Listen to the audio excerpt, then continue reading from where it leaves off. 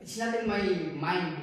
It's not even an iota in my mind that I will be doing and will be serving all these things. What is only in my mind that time, when Sister Vivian was already in talk number 3, and I was not yet starting talk number 1 on CLP, he said, just come. Because I let her first, because I don't really, the proud brother Paul was so, I don't know, because I came from the seminary, you know that, sister. So, the natural, what's it is, attitude of a seminary, ex-seminary is, you know everything about God. Right?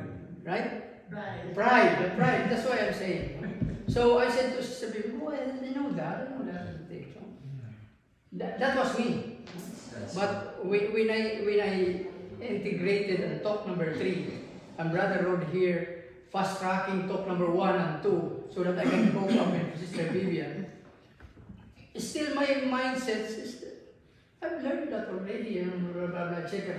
But when I started to serve brothers and sisters, especially when the chapter head that time was Brother Amos, and we were assigned to a servant couple, that's the time that I encountered the Lord.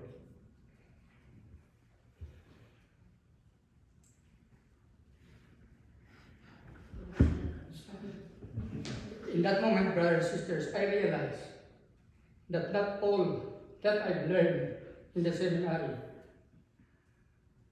I was already close with God. I was obedient with God. I was already accepting that He is my Lord at the time. So that was the moment that I first encountered the Lord. From that moment, brothers and sisters, blessings came to us, to our family.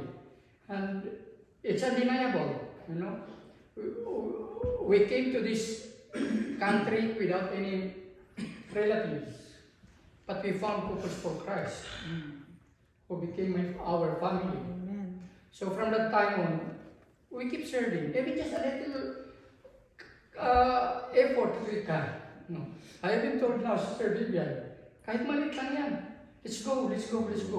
We do not have to say no. Especially when it's a call of the Couples for Christ. When it's a call of the Couples for Christ from our leaders, it's always come to my mind, it's a call of God for me.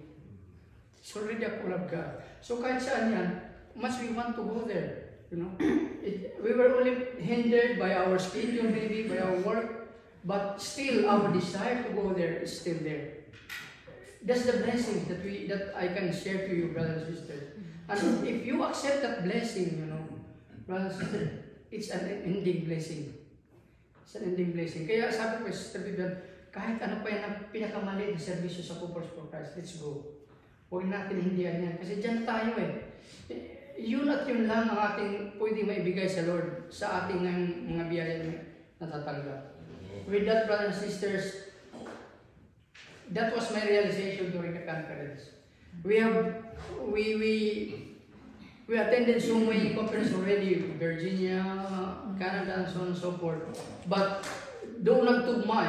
Nung first time na nag-CLP kami, ako mismo, doon lang itinugman ni Lord yung conference ngayon lang.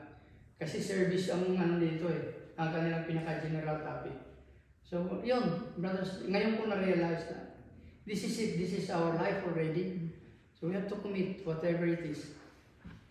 Palagay ko naman, sabi ko personally, hindi naman ako siguro papabayaan ni Lord. Baka naman kahit paano, kahit sabit lang ako doon sa kaharian niya, okay na. Di ba? Okay na sa akin yun. Hindi mo lutang-lutang.